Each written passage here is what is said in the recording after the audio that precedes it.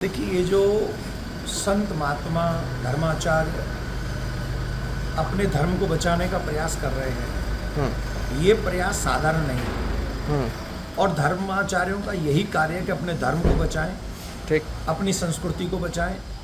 और हमारी संस्कृति पर आक्रमण हो रहा है, आघात हो रहा है। हमारे मंदिर सरकारों के अंडर में हैं, सरकारें मंदिर के पैसे का दुरुपयोग कर रही हैं और उस पैसे का क्या प्रयोग है ये भी हमें बताने को तैयार नहीं है। हमारे भगवानों को पशुओं की चर्बी खिलाई जा रही है। ये किसने अधिकार दिया?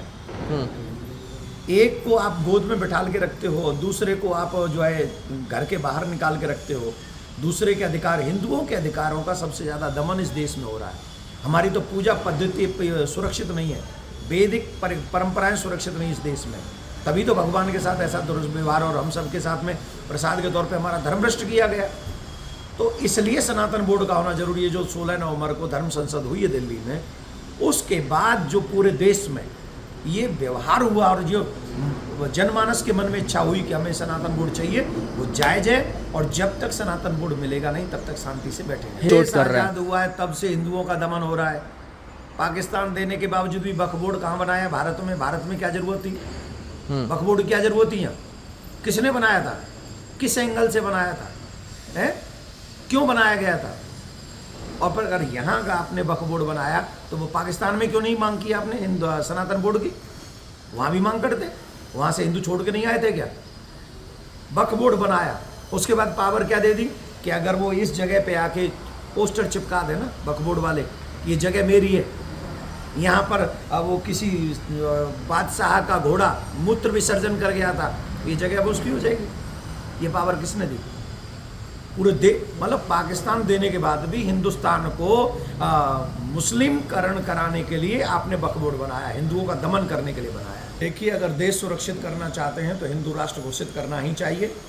और हिंदू राष्ट्र तब उससे पहले घोषित कर दीजिए जब हमारी नेक्स्ट जनरेशन पे विपत्ति आए।